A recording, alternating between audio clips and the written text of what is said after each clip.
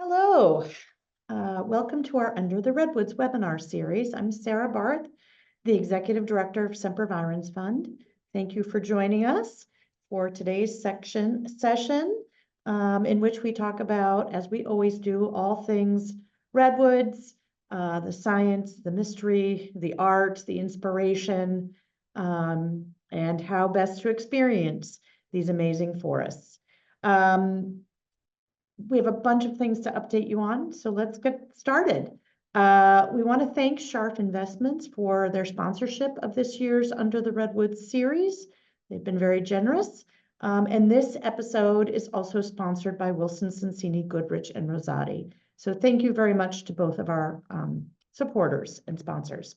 So delighted to have with us Luis Villa and Claudia Pineda Tibbs. They are the executive director and board chair of Latino Outdoors, respectively, a Latin-led organization that supports a national community of leaders in outdoor recreation, conservation, and environmental education. We've just begun a partnership with them on a variety of projects, which I'm really excited about. To say more about them, and I'll let them introduce themselves as well, but Luis has worked for a variety of amazing organizations, including Opportunity Fund, Charities Housing, Habitat for Humanity, Nectandra, and now Latino Outdoors. And Claudia is a scientist, birder, environmental educator, and ocean conservationist. They have had long-time roles in bilingual education, conservation, and sustainability at the Monterey Bay Aquarium, a national treasure and certainly a regional must-go-see place. And Claudia serves as the board chair of Latino Outdoors, as I already said. We are very fortunate to have both of them here with us today, and we're going to hear a presentation from them, and then I'll be joining them for some conversation. So welcome, Luis and Claudia.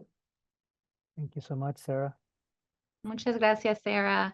Thank you. And I think I'll kick us off with some introductions. Again, as Sarah mentioned, my name is Claudia Pineda Tibbs. I use they, them pronouns, and I am very fortunate to serve as the board chair for Latino Outdoors, an organization that means so much to me and to several people across the U.S. Prior to being here as board chair and also working at Monterey Bay Aquarium, I actually grew up in Southern California, in Southgate, California, which has a high population of Latine folks. And I spent my first 17 years there, being a part of a community that felt as though there was a lot of unity around issues that impacted our community. And one of the things that didn't ever really stand out to me as I reflect on my time growing up in Southern California was nature. We had one city park that we had access to, beautiful park. However, there definitely seemed as though there were barriers to get to the outdoors in what felt like our own small regional park, because you definitely had to drive there. The park itself was primarily accessible to the folks who lived close to the park, and the parking and infrastructure there was quite vast. And the park was really used as a place for folks, for gente to come together, have their birthday parties, their carne asadas, their barbecues. It was also the location which we had our farmers market. So it was a hub, and that really stayed with me as I grew up, and as I became part of a partnership with my spouse, who really introduced me to camping and the outdoors in a way that I hadn't experienced it before. He definitely showed me the opportunities that existed as we both attended college at California State University, Monterey Bay. And this was in the early 2000s, where we would be able to just drive up north and find a spot at Big Basin easily. So Big Basin holds a really special place in our hearts. And I actually have a photo that I took at Big Basin from 2015 as my background today, because I was able to reflect on one of those experiences first camping at Big Basin with my love.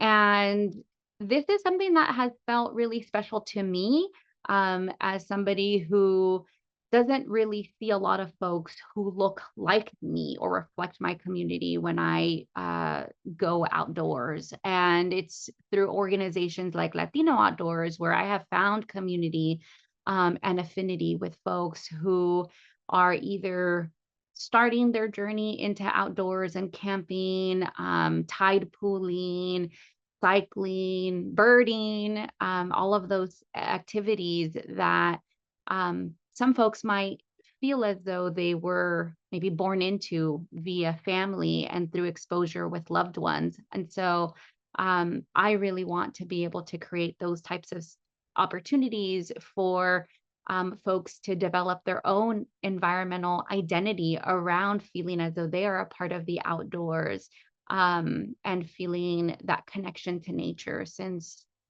we sometimes don't really recognize how separate from nature we are until we are in the outdoors and we feel that sense of being rooted in something that is a lot bigger than us. So that'll be my pause on my background, and I'll pass it over to Luis to share a little bit about himself.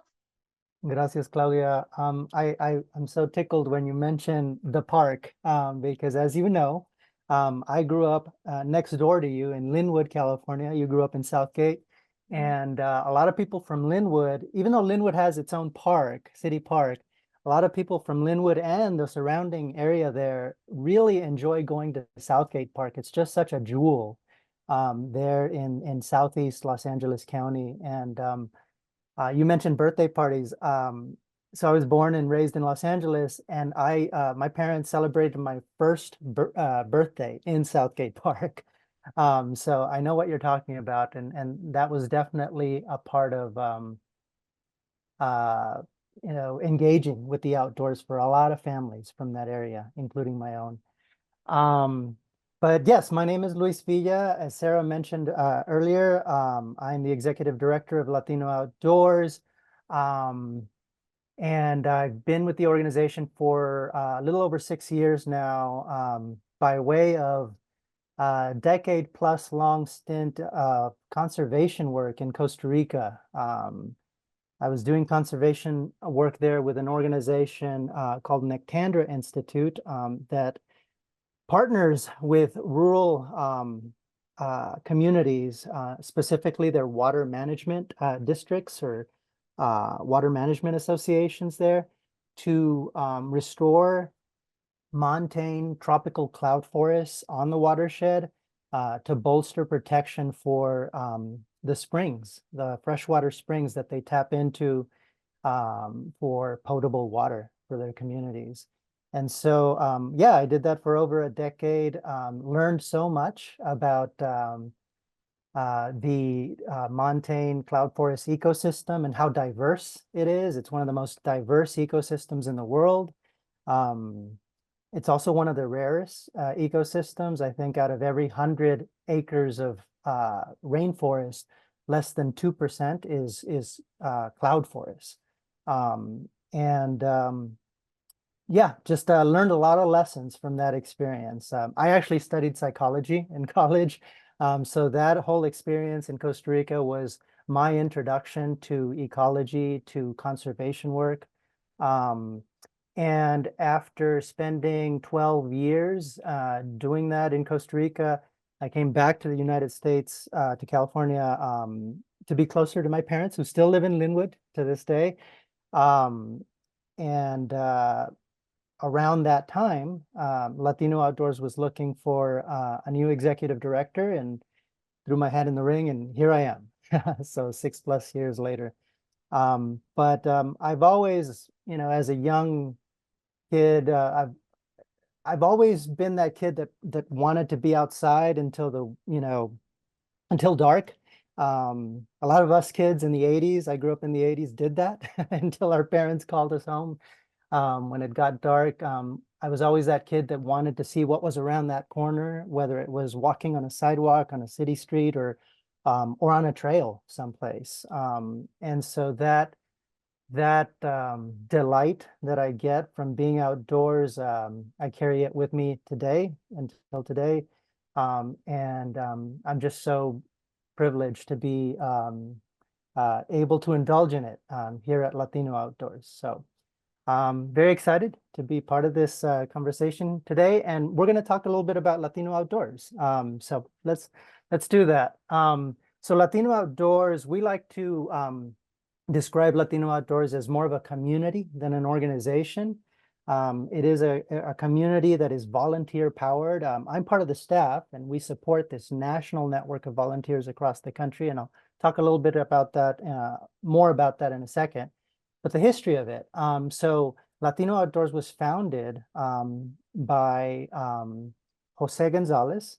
Jose is still very much very much a champion of Latino Outdoors today. He came to the United States as a child from Mexico, and he and his family settled in the Central Valley of California. Jose has always had a passion for his roots in Mexico, his Mexican roots, his identity as a Latino, and also a passion for the outdoors, for nature. And through writing about that, and in the form of a blog that he started over 10 years ago, he found a way to have those two passions, those two interests converge.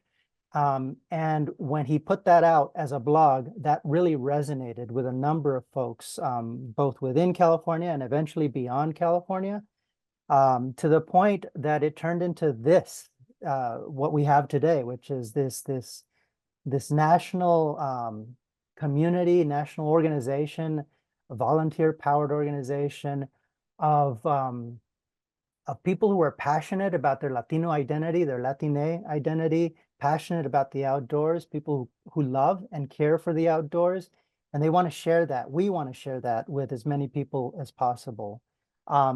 So we have 3 programmatic pillars at Latino Outdoors, and I've touched on one already, which is outdoor engagement. We're present in around 32 locations across the country, from California to the East Coast, to New York, in Texas and the Southwest. We're even present in Chicago and the Pacific Northwest. And our volunteers primarily are the ones who, I like to say, craft outdoor experiences for our communities, our local communities in these 30 plus locations. Anything from, we talked about parks, going to the city park, to day hikes, to backpacking, to hiking. Everything that our volunteers are passionate about, they share that with our communities. That's our outdoor engagement program, and we call it Vamos Outdoors, Spanglish, right? So vamos is the Spanish word for let's go. So let's go outdoors. That program, Vamos Outdoors, is complemented by 2 other programs. Yo Cuento Outdoors. Yo Cuento is the Spanish phrase that means I count, I matter, I tell a story, outdoors. And it's our storytelling and communications program. And the reason it's so important is because we use our communications reach and platforms to really share our love of the outdoors even more broadly than we can just face to face, right, during the outings. And so our communications channels on social media, our website, which, by the way, latinooutdoors.org, everything that we're talking about here today, you can find it on our website. We want to share that passion across with a wider audience, and we do that through our storytelling efforts, through Yo Cuento Outdoors. And then the third piece is our outdoor leadership development program, and that's Crecemos Outdoors. And Crecemos in Spanish means I grow, or in English, rather, it means I grow. So I Grow Outdoors is really our way of giving back to the volunteers that power Latino Outdoors through personal and professional growth opportunities. For example, sponsoring them with wilderness first aid certification, things of that nature. And then our broader community as well. We have a job board on LatinoOutdoors.org where any organization, any public agency, any company that has employment opportunities, internships, hopefully paid internships, fellowships, scholarships related to outdoor recreation, outdoor conservation, and environmental education. You can post all those opportunities on that job board. That all falls under Crecemos Outdoors, We Grow Outdoors, our outdoor leadership development program. And those are our three pillars: engagement in the outdoors, really expanding the narrative of what it means to be quote unquote outdoorsy, and outdoor leadership development. And I've mentioned that all of this is powered by a national network of volunteers. So in a nutshell, that's Latino Outdoors. Yeah. And, as a volunteer myself, as part of the board, I and the other board members are volunteers as well. And I've felt so lucky to be able to serve in a role that allows me to grow my leadership skills, as well as also join my fellow volunteers when they are hosting outings, and really getting to see how, like you said, Luis, our volunteer leaders are really crafting experiences for gente to come and join us in ways where their entry, or maybe their re-entry into nature, is it feels a little bit more inclusive.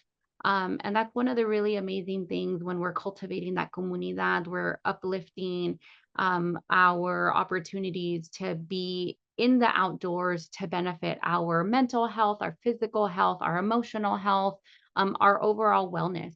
And one of the things that I think is really transformative about creating this outdoor equity movement is that for so long, that narrative of what nature is in the United States has perhaps kept us people separate from the trees and the beautiful landscapes that we all enjoy.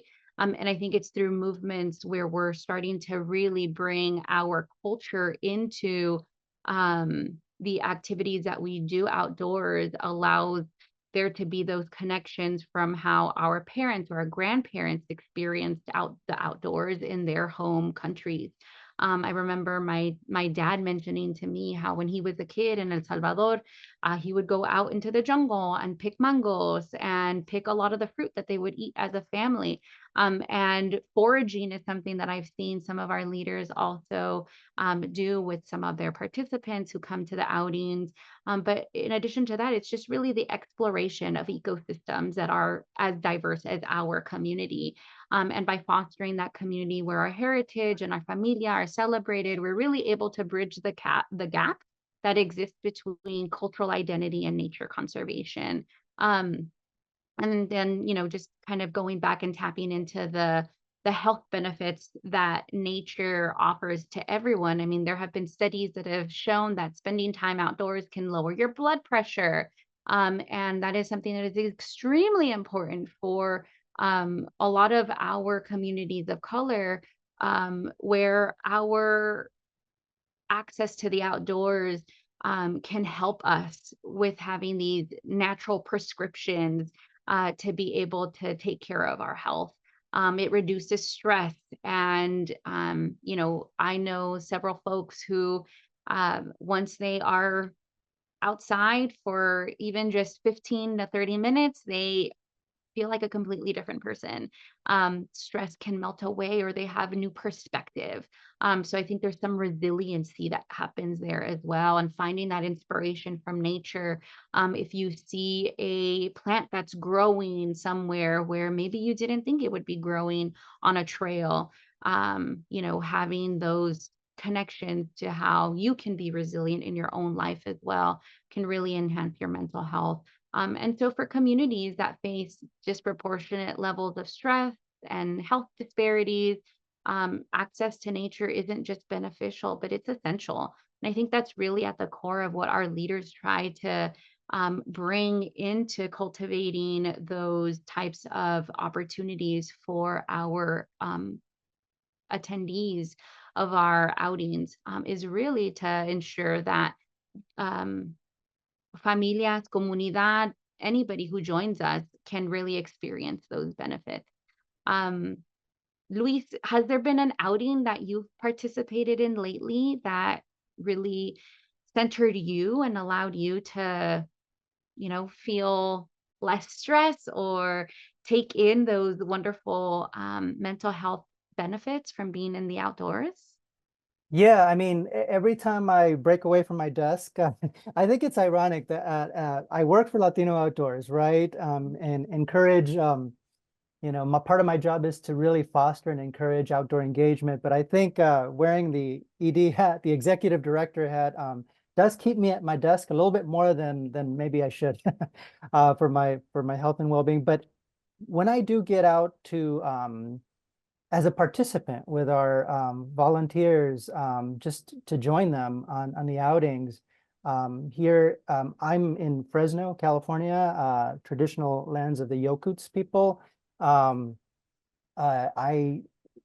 This is a city, right? And it's an urban environment, but not too long ago, I joined an outing that was really about mindfulness, even in an urban setting. And so there are these irrigation canals around the city, and sometimes there are multi-use trails along those irrigation canals. And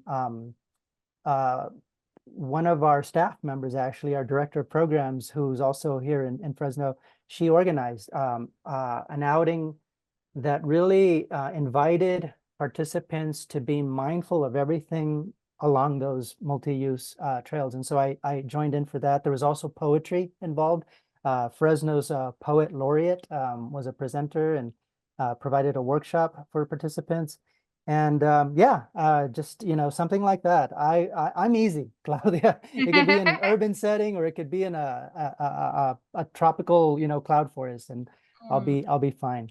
But yeah, you touched on some really important points. And just to kind of close our intro about Latino Outdoors, I think what I'd like to say is one of the biggest lessons that I brought back to with me from my experience in Costa Rica and learning about ecosystems and the importance of diversity, biological diversity, is that diversity really is a key ingredient for strength and resilience across not just natural systems, ecosystems, but people systems as well. And so I see that as part of the work that we're trying to do here at Latino Outdoors. I mentioned that we have, this network of volunteers across the country. It's over 200 people strong. And we're never, and pardon the pun, I know we're talking about nature prescriptions today, but we're not prescriptive with our volunteers about, having to do this kind of outing or that kind of outing. As we mentioned, they really craft, these outdoor experiences based on their own passions, their own interests in the outdoors.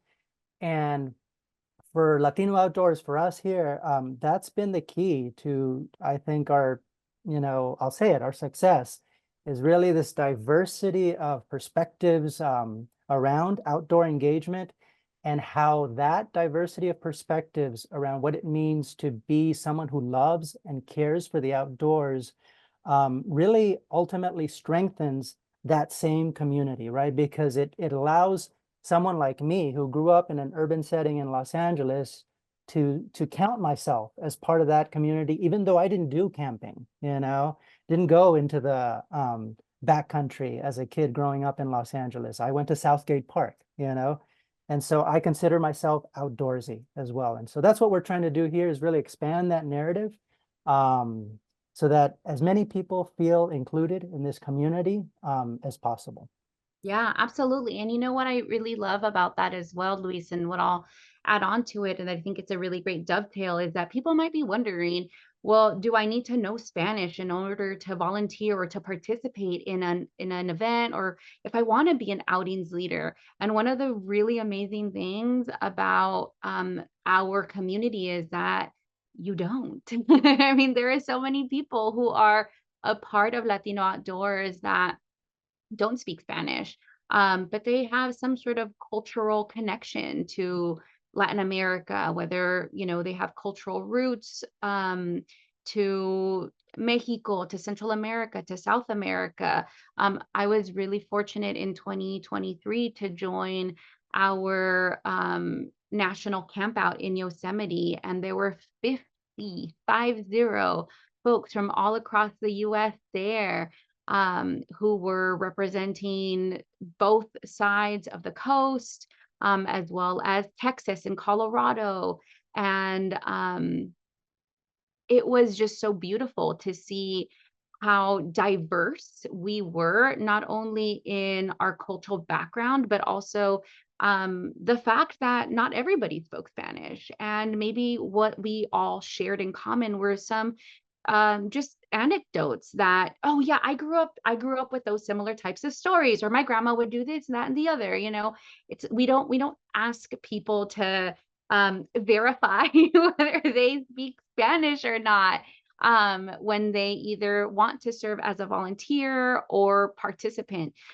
So that's one of the things that I think folks might be wondering about. And you know, you definitely don't need to identify as Latina either. I was lucky enough to come from a uh, outing that just happened by the LO Fresno chapter, where we went to San Simeon this past weekend, and there were folks of different identities.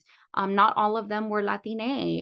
And we have an opportunity to really be able to clarify for folks that we create a welcoming space for folks who haven't seen themselves as represented in the outdoors to join us and to be in community and to feel that sense of safety and just enjoyment of the outdoors, and that it can happen anywhere. And it really depends on what piques your interest, if you want to join one outing or if you want to join all of the outings. But there's definitely opportunities for folks to find their nearest LO region and consider following their social media chapter on Instagram and seeing what kind of outings they have that you might want to participate in. That's exactly right. We like to say that you don't have to be a card-carrying Latino or Latina or Latine to join us for our outings. You just have to have a desire to celebrate the Latino experience in the outdoors, which again is very diverse and varied. And speaking of celebrating that experience, why don't we invite Sarah Barth from the Semper Virens Fund to celebrate with us and talk a little bit more about Latino Outdoors and the magic of Redwood Forest as well. Well, I'll just say congratulations. I've watched the growth of Latino Outdoors for a number of years now, and it's remarkable, the community that you all have created. It really is inspiring and cause for a lot of hope. So congratulations. I just want to build off of, it's a question, but builds off of some things that you've both touched on a little bit already, which is what are, as you all are doing your storytelling or your outings or any of the work that you're doing, what are some of the myths and misconceptions about outdoor engagement that you're really working to dispel? And you've each touched a little bit about this, but it seems so core, and it's myths maybe held by people who have come from a Latino background or people who are not. So anyway, I'll stop there and see what you have to say. I'll just kind of start off really quickly, Claudia, and we've touched on this quite a bit. You know, I mentioned that Latino Outdoors, more than an organization, is a community, a comunidad in Spanish. And I think, you know, for the longest time, sort of the dominant narrative around, you know, someone who is outdoorsy, in my view at least, or what I got from that dominant narrative was, you know, that it was this individualistic pursuit, right? To summit that mountain, or, you know, The lone backpacker on the lone peak. backpacker or the through hiker, you know, what you see in the catalogs. Yeah. And for us at Latino Outdoors, You know, if we were to do like a heat map of like some of the common themes that come up from our volunteers and from the community members that participate in our outings, what I see often, and I read all these outing reports that come in, right, from our volunteers, the theme of like how much people enjoyed community, being outdoors in community comes up all the time. And so I guess that would be my response to your question is let's not forget about how the outdoors is so conducive to building community, to fostering community. Yeah. What I would add to that is, when I think about my own journey into the outdoors, and as somebody who considers themselves an ocean person, the ocean in Southern California was accessible. However, my parents would take me and my siblings to the ocean in Baja California. We would go to Ensenada, we would go to Tijuana, and a lot of times I felt as though that was more of a place where I could explore on my own because my parents had said it was okay to do that there. And as an adult, when I asked them, how come we didn't really visit the ocean here in California? They said, we just didn't feel welcome. And it didn't feel like home as well. It didn't resonate with them. And so I think the fact that we have community coming together at outings is really important to not only just open the doors for exposure to explore the outdoors, but we're also creating pathways for inclusion and for wellness for folks who haven't felt that type of invitation in the past, or they felt as though they were going to get weird looks by having, 5 to 7 people on a trail versus 1 or 2 people who are, whispering or talking really quietly. And I feel as though this really beautiful model that Latino Outdoors has created in terms of what community and celebration of culture can look like in the outdoors is something that I try to bring into other outdoor experiences that I lead, whether it's with my local birding group or it's when I have family that are visiting and we're out in the tide pools. But I think that's also something that allows us to no longer minimize ourselves around certain dominant cultures where we feel like we need to, be quiet or we need to act a certain way. Obviously, there are, rules that we like to ensure Yeah. everybody is aware of, like leave it better than how you found it and pack it in and pack it out. But those kinds of ways in which you show up authentically as yourself, I think really just demonstrates that you don't have to do that kind of code switching that a lot of folks who are not part of the dominant culture tend to do when they're either at school or at home or engaging with somebody in a way where that feeling of minimizing yourself starts to take its toll on you and you start to lose yourself. So I think that's just a really beautiful opportunity to share how we're, committed to being part of this really vital change that everybody needs to be able to or is welcome to do so that we can, as a collective, support and amplify efforts that make our natural resources accessible and welcoming to all, but also, like I said, allow for there to be more of this sustainable community. Yeah, Sarah, I don't know if you know Jose Gonzalez. I mentioned him earlier, but Claudia, you know this, right? Jose likes to say that part of his motivation for Latino Outdoors is because he wanted a space where he didn't have to check his cultural identity at the trailhead. So. Yeah, which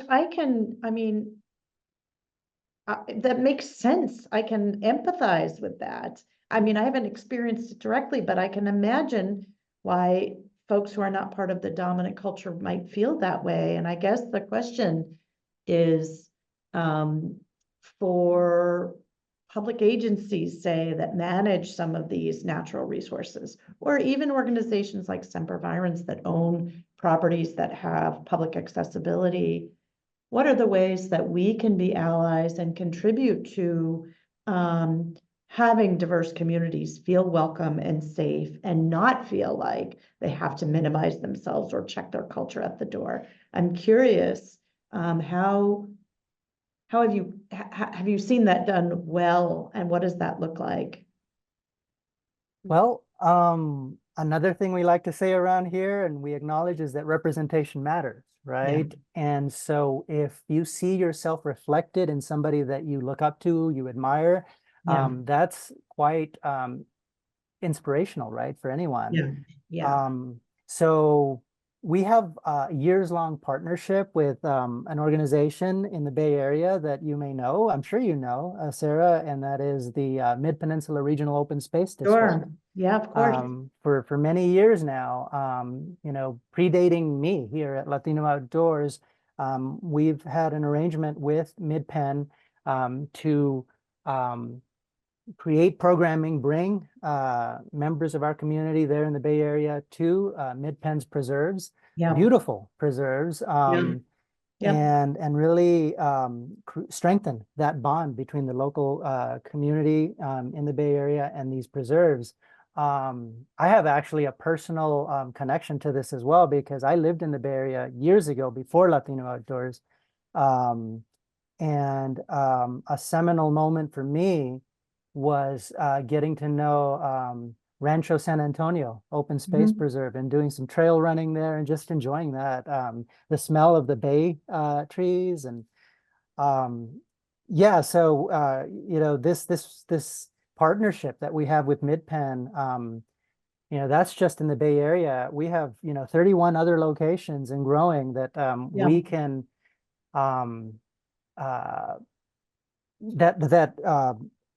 open space and public lands management agencies can leverage in order to strengthen, you know, this relationship with maybe underrepresented communities. And by the way, the general manager of Mid-Peninsula Regional Open Space District is a Latina.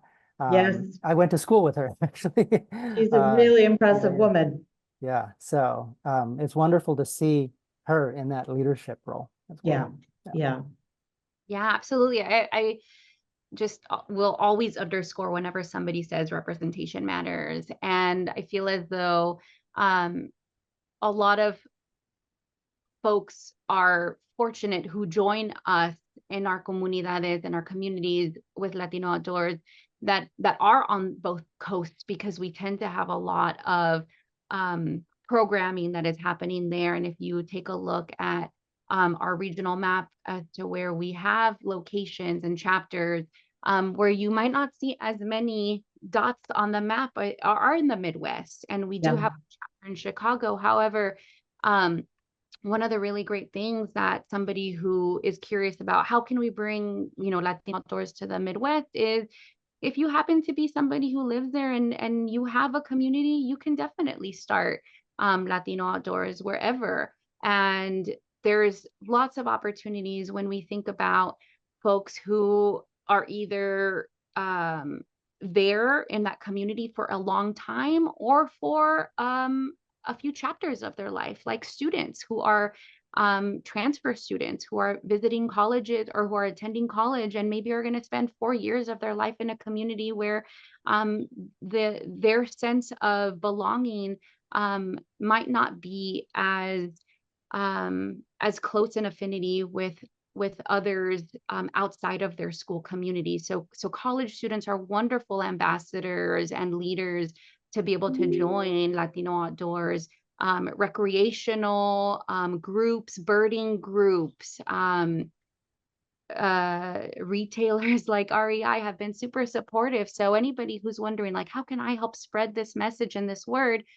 Chances are you probably know people who have heard of Latino Outdoors and maybe they just need a little bit of support or help in getting things going, because as volunteers, it does take a little bit of time to go through training as well as build that sense of community and network.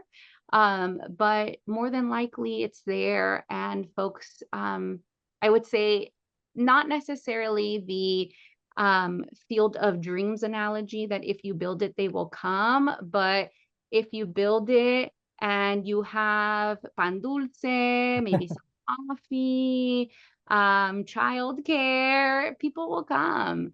And so that's all about community, and really underscoring everything that Luis has been saying in terms of this is more than just an organization. It's a comunidad for people. And like I mentioned earlier, it's a comunidad for all kinds of people who haven't seen themselves represented in the outdoors. You build it and you nurture it and you feed it, they will come. And- And you, by the way, our Humboldt chapter up in Redwood country, right? In California's Redwood country started exactly like you described. That's an example of what you just described, Claudia, where college students at now Cal Poly Humboldt, used to be Yeah. Humboldt State, started the chapter there because they were looking for a sense of community. So clearly there's an immense need for this, right? Obviously indicated by the growth of your community and organization, but I'm also seeing it in other communities, groups like Outdoor Afro and other affinity groups of people who I think don't see themselves as represented effectively or consistently in outdoor recreation spaces. And I'm curious how much similarity you found there are between those different communities. Are you all networked together? Are you all operating in your own orbits and speaking to your own communities? I'm just curious how much similarity you've experienced and how much coordination or learning of lessons or whatnot you're doing. Happy to start Yeah, off, but also you go for it. okay. I think it's a little bit of everything, Sarah. There are spaces where we congregate. There was just something called the PGM1 Summit, People of the Global Majority. What's the one stand for? Of the who love the outdoors, nature, and the environment, I think. Yeah. So that was a whole thing. Yeah, I can And imagine. yeah, and that's happened for a number of years now. Every year they have a summit. PGM1 is the organization that actually leads that. And this year they partnered with another Bay Area-based nonprofit called Justice Outside that you may be Yes. familiar with, Yep. as well as the Next 100 Coalition. So all three organizations got together to put on this summit, and it is really like a big affinity space for BIPOC leaders in the outdoors. But then there's also, I mean, we've been talking about the beauty of diversity, right? There's also, you know, times and needs where we all kind of do our thing because everybody's approach is different, right? Yeah, and our everybody's community culture, is different. Yeah, exactly. And that's okay too. Yeah. But yeah, over the years, we've partnered with Outdoor Afro. By the way, props to Outdoor Afro for being the trailblazer, I think. Yeah. I'm not aware of anyone else before them having, started something like this. So I think they started in 2008 or 9. Yeah, that's my sense as well. Yeah. I'm not expert on this, but that they were an early model, if not Yes. the model. Absolutely, absolutely. So room map of Outdoor Afro. But yeah, there's crossovers, and then there's, we all kind of do our thing, and then we all meet. But yeah, a little bit of everything that you touched on, Sarah. Yeah. Yeah, and I would say that there's probably great synergies that are happening in the advocacy space when it comes to advocating for equitable for legislation that protects ecosystems as well as access to the outdoors. So those are really wonderful ways in which those synergies are either or could be happening. And it really seems as though, again, as a collective, you're stronger together to be able to champion for people and for for human and animal communities, since in a lot of cases we are one. We are animals as well. So it seems as though that's really a space in which there's a lot of opportunity for groups to come together. That's Yeah, absolutely one true. of the things this audience has heard about and that we've been following closely is the recent effort in the state to pass a climate resilience bond, which the state legislature finally passed, and what is now going to be called Proposition 4 for the voters of the state to vote on.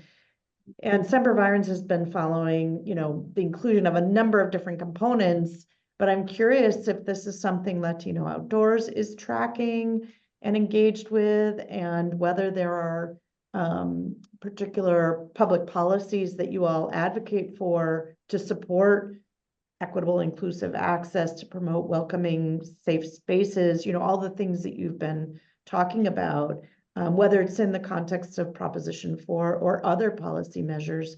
Are there particularly policy approaches that you all really support that we should be aware of and be allies in championing? Absolutely. I'm so glad that, Claudia, that you touched on the advocacy piece. Yeah, So for the longest, for the first few years, let me say that, we just didn't have enough capacity on staff to really dedicate ourselves in any meaningful way to advocacy. yeah, However, we're fortunate to operate in an ecosystem where we've got what I like to refer to as kindred organizations that really are specialists in advocacy and Green Latinos, for example, right? They particularly focus on environmental justice issues. And so a lot of times we would just piggyback on them, and if they asked us to sign on in support of some bill or something, we would know that they had vetted it, right? yeah. And so we felt comfortable signing on. But now we do have a full-time policy person on staff, advocacy person on staff, and you mentioned the climate bond that's going to be on the November ballot. So we are part of a coalition, an advocacy coalition here in California called Parks Now. And that's a coalition of a couple dozen organizations or so that are dedicated to what I like to describe as I mentioned 3 programmatic pillars earlier, but we also have 3 advocacy pillars, and those are environmental justice issues, equitable access to the outdoors. So something like if a particular state in the country is considering starting an outdoor equity fund, like New Mexico or Colorado, or even here in California we will support something like that. And then the third piece is really pushing for a diverse conservation movement, diverse voices in conservation. We know that the people, I keep saying this, I'm going to sound like a broken record, but the people who love and care for the outdoors, the group of people, the community of people who love and care for the outdoors is vast and diverse. Yeah. And we want that diversity to be represented. And so those are our 3 advocacy pillars. Great. And I see Matt put in the chat a link to your webpage where people can get more information about your advocacy agenda. That's great. And something that we should and can be allies in. Absolutely. Yeah. Other, Can I, go ahead, Sarah, Claudia. can I still mention for folks who, because as Luis discussed with the importance of outdoor equity funds, and I think it's important for folks to who maybe are still wondering a little bit more around, well, nature is there, or the outdoors are there for everyone, and our organizations like Latino Outdoors, Outdoor Afro, Disabled Hikers, are they creating segregation by not just having everybody participate? And so I think it's just important to mention that things like outdoor equity funds or movements like the outdoor equity movement is really an opportunity for all people to be able to enjoy places like parks and forests and beaches, and funds like that would allow for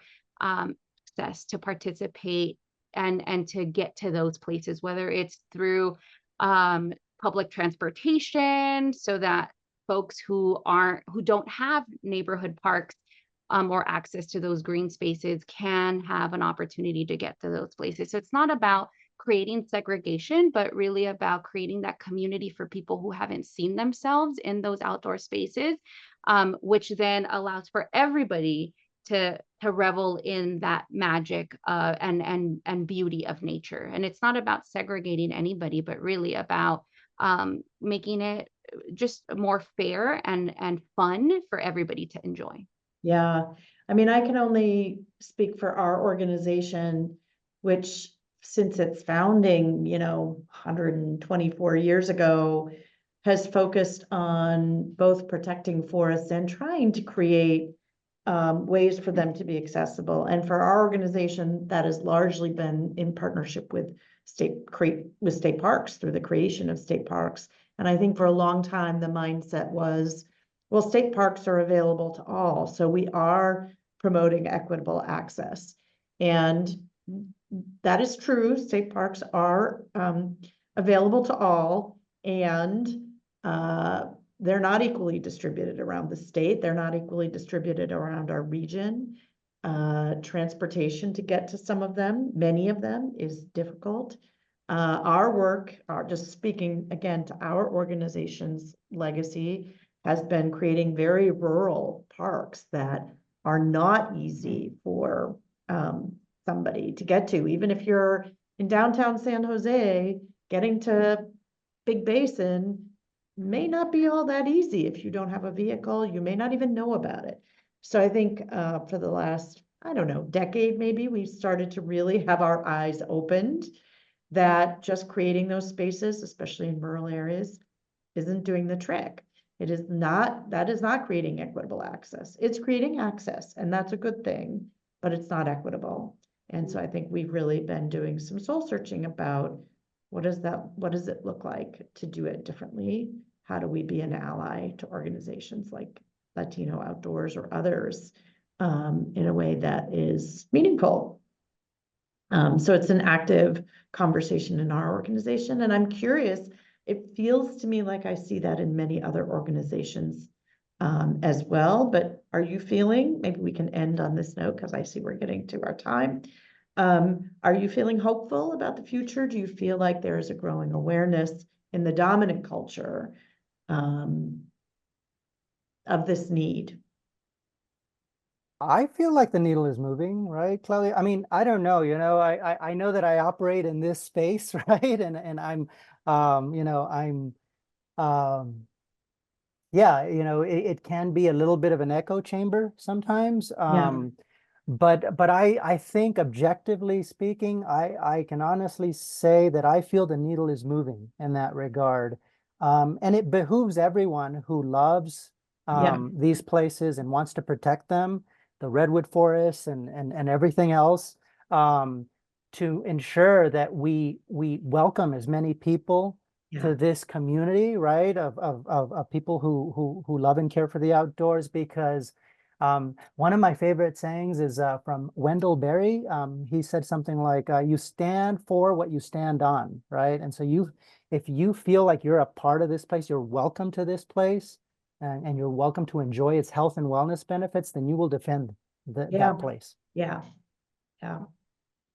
I +1 what you said, Luis, because I definitely do see the needle moving toward that direction in a way that maybe even 5 years ago I didn't see before. And I feel as though it's really been through organizations like Semper Virens Fund, as well as others that are really open to listening and serving as those allies. I think that's where there's tremendous movement in having organizations who have a long-standing history in these spaces to serve as those champions and to raise the flag that access and especially equitable access to the outdoors, allows for more people to care for and want to protect these beautiful ecosystems that many generations have been able to benefit from. And we want to make sure that future generations also have that opportunity to find that respite, to find those opportunities for meditation, and to just enjoy the outdoors. Well, Shout on out, that by the way. note, go ahead. Really quickly, shout out. I took a look at the Sempervirens Park RX website, or that section of your website, and it's lovely. The trail recommendations, the invitations to be present and to be mindful while you're on the trail. It's beautiful because even though doctors and health professionals are prescribing these time outdoors, what we want it to be very mindful, right? We want that experience to be very mindful for people. So you all are really doing a great job with your recommendations and your Parks RX recommendations. Well, right back at both of you. Thank you so much both for joining us today and much more importantly for your respective leadership roles in your community and in the larger, both in the state and nationally in representing and in spreading the word and fostering these conversations and this dialogue. You are really important change agents, and I'm grateful for the work you're doing and for joining us today. And to our audience, thank you for joining us, and please join us next month. We're changing gears dramatically in some ways, and we're going to be talking about carbon credits and carbon offsets with Dick Cameron, who is Pachama's VP of Science. So it's always interesting the paths we take and the discussions we cover in these under the Redwoods webinar series. But again, thank you to our friends from Latino Outdoors, and thank you to Sharp Investments for sponsoring our series, and to Wilson, Sonsini, Goodrich, and Rosati for sponsoring this episode. So we will see you again under the Redwoods. Thank you for the conversation, Sarah. Yes, likewise. Take care.